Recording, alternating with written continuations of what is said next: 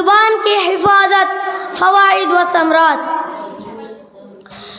محترم سامعین،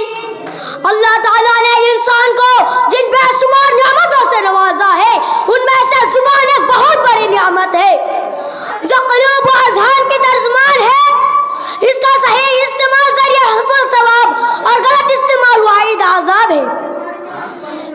یہی وجہ ہے کہ احادیث نبویہ صلی اللہ علیہ وسلم میں اس زبان کو ضروری قرار دیا گیا۔ محترم حاضرین، بہت لوگوں کی عادت ہوتی ہے کہ وہ اپنی زبان کو قابو میں نہیں رکھ پاتے، جبکہ اعضاء و جوارح میں زبان ایک ایسا موضوع ہے جو بہت زیادہ روک کے رکھنے کا محتاج ہے،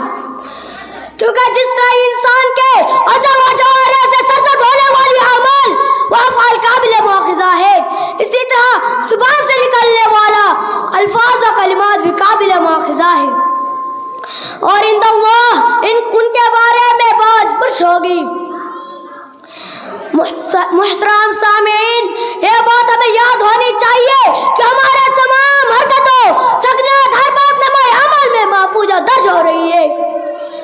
اور روز محشر انسان اپنی باتوں پر جوابدہ ہوگا، کیونکہ اللہ تعالیٰ ارشاد فرماتا ہے ما یلفظ من قول الا لدیہ رقیب عتید۔ سامعین اکرام، اسی طرح زبان سے نکلنے والا ایک الفاظ اللہ کی رضامندی یا ناراضی کا سبب بن سکتا ہے، جیسا کہ رسول اللہ صلی اللہ علیہ وسلم نے فرمایا ان العبد لا يتكلم بالكلمة من رضوان الله لا يلقي الله ولن يرفع الله بها درجات۔ محترم حضرات، یہ حقیقت ہے کہ ظلم، زنا، چوری وغیرہ بڑے بڑے گناہوں سے بچنا بڑی حد تک آسان ہے، لیکن اپنی زبان کو قابو میں رکھنا، اپنے آپ کو زبان کی ہلاکتوں سے بچانا اتنا آسان نہیں۔ محترم دوستو،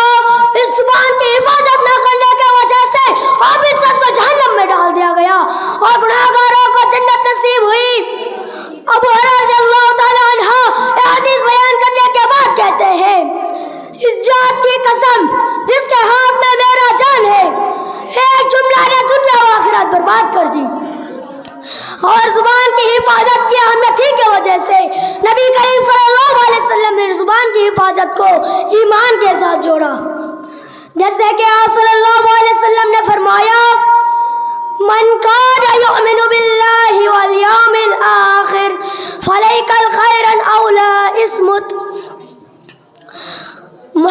عزیز ساتھیوں، ان حدیث مبارکہ سے وضع ہو جاتا ہے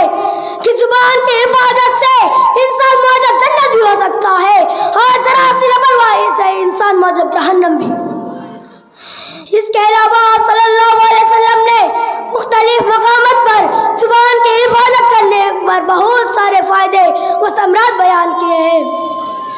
کہیں پر آپ صلی اللہ علیہ وسلم نے فرمایا من صمت نجا، کہ جو خاموش رہا وہ نجات پا گیا۔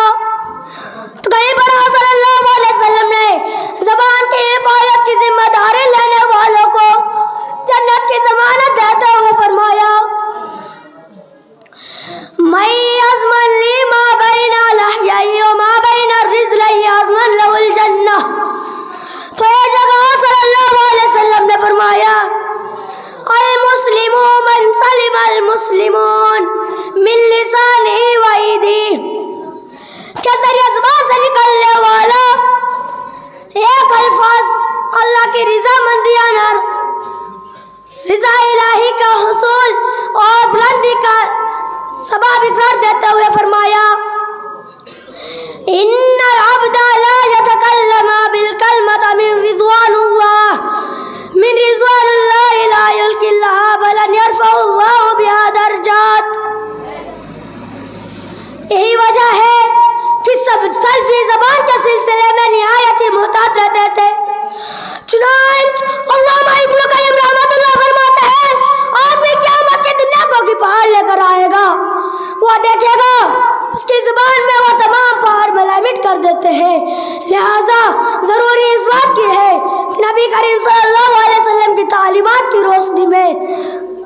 اپنی قزول لا یعنی باتوں سے بچایا جائے تاکہ اللہ کی رضا حاصل ہو۔ اللہ تعالیٰ سے دعا ہے کہ رب کائنات ہمیں اعمال کی توفیق دے۔ آمین۔ وآخر دعوانا ان الحمد للہ رب العالمین۔